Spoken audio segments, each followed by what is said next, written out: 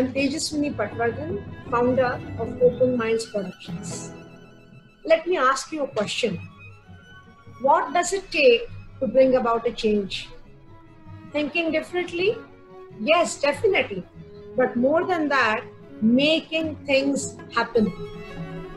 We are coming up with a series called Bheed Se Alag, in which we shall meet people from different walks of life. People who have made a positive impact in the world around them. People who are part of the crowd, भीड़ का हिस्सा, पर फिर भी भीड़ से अलग.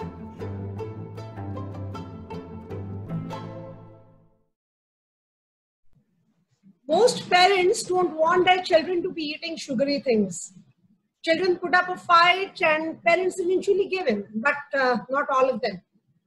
Today we have with us Girija Gunskar, a chocolatier, and of course a mother. Girija's brand, The Dark Side, uses certified Indian cocoa beans exclusively, and her beans to bar chocolates bring together nutrition and gourmet. Hi Girija. Hi Teju, thank you so much for having me. Girija, your story is so interesting. I mean, you are an environmental scientist. How did a scientist become a chocolate maker? So I was an environmental scientist for quite some time, and then I became a mother. And like every other mother, the journey kind of, it just takes a different path. And I think the same thing happened with me. I became a baker for a very simple reason. I wanted to bake healthy stuff for my daughter, right, when she was growing up.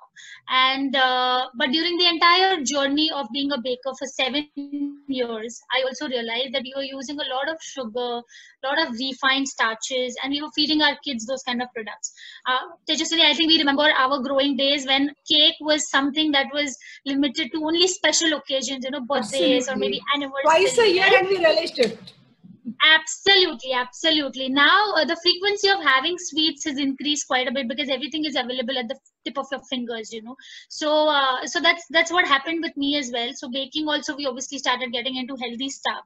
And what we realized was around 4 years back, that's when, this whole chocolate thing started playing in my mind. And we realized that there are a lot of new lifestyles that are coming up that people are following. And I'm not talking about fad diets, I'm talking about lifestyle. So vegan as a lifestyle, or low carb as a lifestyle, or diabetic people, they follow a very strict lifestyle, right? So we realized that there was a segment of chocolate that was quite untapped for these kind of lifestyles, at least a couple of years back. And we thought, why not, try to marry the two, come up with chocolates which everyone loved, and, get the health factor into those chocolates. And that's what we did. There was a big gap in demand and supply because yes, in the diabetic sector, we rank pretty high. Yes, now, we do. Where I know as a scientist, environment scientist, you traveled across Maharashtra, you worked closely with farmers. So did that also relate to where you probably source your ingredients from? Absolutely. I was doing my PhD and my topic was medicinal plants and tribals. So that helped me, connect to tribals and farmers from across the state of Maharashtra. And that's when I realized, there is so much of untapped potential in the interiors of the country. And rather than, sourcing all my ingredients from web portals or vendors sitting in Mumbai or any other city, why not tap into the local bar online and making it into chocolate? Absolutely.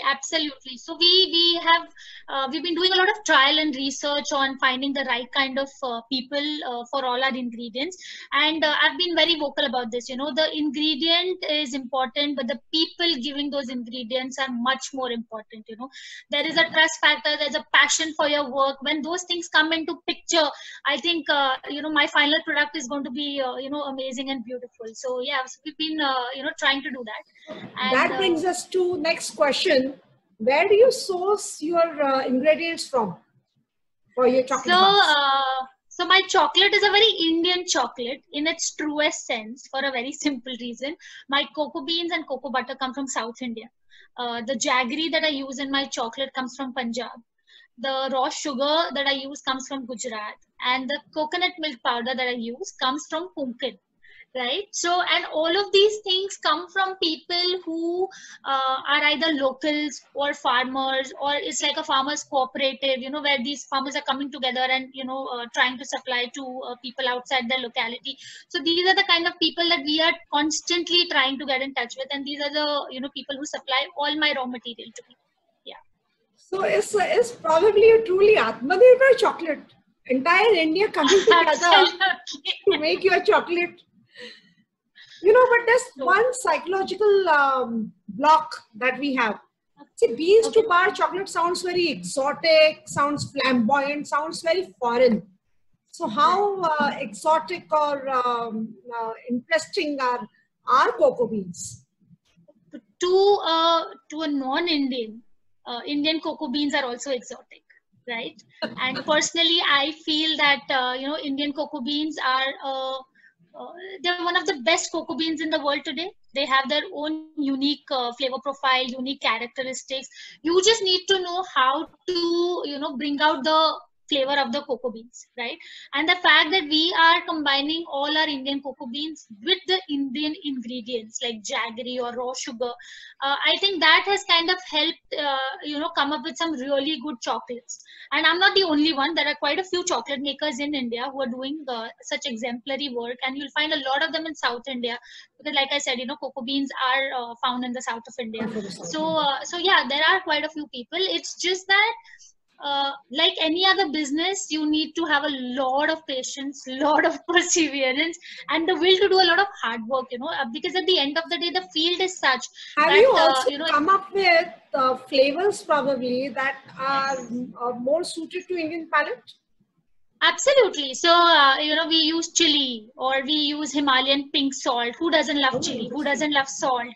Who doesn't love a good, cumin flavor? क्या आपके chocolate में salt नमक है?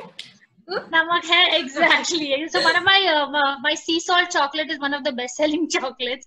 Kids love the chocolates, yes, so do adults. So yeah, we try to come up, and because I'm a craft chocolatier, I'm a small batch chocolatier, it gives me a lot of independence to keep coming up with new flavors, So that kind of helps. Experimenting with different kind of flavors. Absolutely. Are there any, how has your journey been as a woman entrepreneur? Are there any pros and cons of being an entrepreneur? It's been an interesting journey. I cannot say that it's been a difficult journey, but it's definitely been an interesting journey for a very simple reason. So it's a very personal journey, right? I was 16 kilos overweight a couple of years back, and that's when I realized, and this had nothing to do with the birth of my daughter or anything of that sort. It was just unhealthy eating for a good number of years, right? And then we realized that it's time for us to do some clean eating, and like I said, these are not fad diets or anything. These are lifestyles that we want to follow at the end of the day.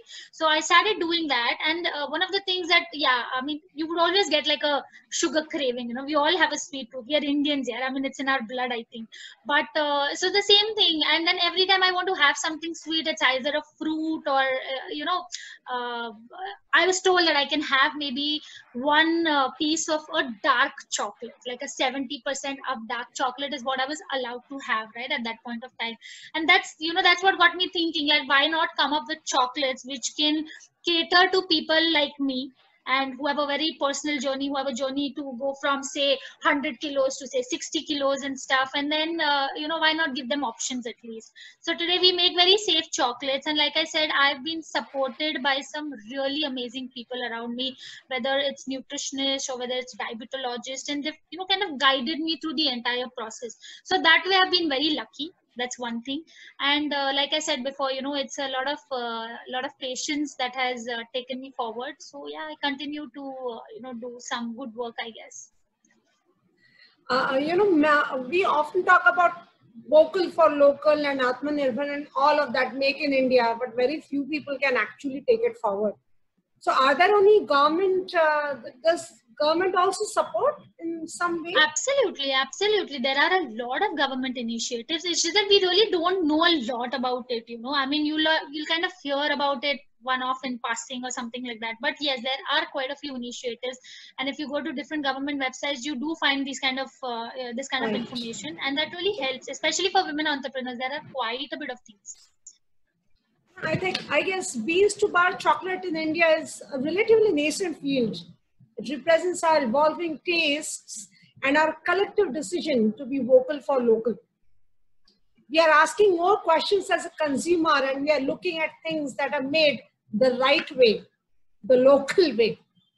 Thanks a lot, Girija, for being here and for inspiring us to go ahead and make our dreams come true. Go ahead and do what you want to do. Thank you, Tejaswini. Thank you so much for having me. I'm just glad to be a part of this. Thanks a lot.